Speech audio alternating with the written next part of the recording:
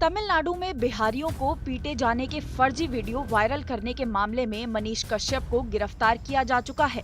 आर्थिक अपराध इकाई रिमांड पर लेकर पूछताछ कर रही है, लेकिन मनीष कश्यप के बारे में एक चौंकाने वाला मामला सामने आया है। अगर आरोप में सच्चाई हुई तो मनीष कश्यप पर हत्या का केस भी दर्ज हो सकता है। मनीष कश्यप के खिलाफ बेतिया के एक वीडियो को आधार बनाया गया है। इस वीडियो में मनीष कश्यप और उसके दो दोस्तों ने महात्मा गांधी की मौत पर जश्न मनाने की बात कही थी। आर्थिक अपराध इकाई को आवेदन देने वाले निशांत वर्मा ने ये बताया है कि मनीष कश्यप और उसके दोस्तों द्वारा वीडियो में 2 लोगों की हत्या की बात को स्वीकार किया जा रहा है। इस मामले में केस दर्ज हो, अगर पुलिस ने इस वीडियो के आधार पर जांच की और मनीष कश्यप दोषी पाया गया तो उस पर हत्या का मुकदमा भी दर्ज हो सकता है।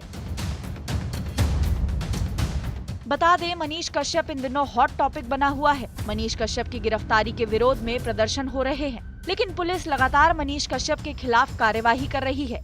मनीष कश्यप पर एक गंभीर आरोप ये है कि उसने पटना के बंगाली टोले में 2 लोगों से घायल होने का नाटक कराया और वीडियो बनवाया। 6 मार्च को बनाए गए इस वीडियो में दोनों को तमिलनाडु में हिंसा का शिकार बताया गया। मनीष कश्यप ने इसी महीने यानी 8 मार्च को इस वीडियो को अपने एक साथी के YouTube से पोस्ट करवाया और फिर उसे खुद शेयर किया। इस वीडियो पर एक मोबाइल नंबर देकर मनीष ने दावा किया था कि ये लोग तमिलनाडु में हिंसा का शिकार हुए हैं। पुलिस ने जब मोबाइल नंबर ट्रैक किया तो पता चला कि वो बिहारी मजदूर नहीं बल्कि छोटे छोटे यूट्यूबर हैं। इस मामले में मनीष कश्यप, वीडियो बनाने वाले और दोनों एक्टिंग करने वालों यानी कुल 4 के खिलाफ FIR दर्ज की गई है।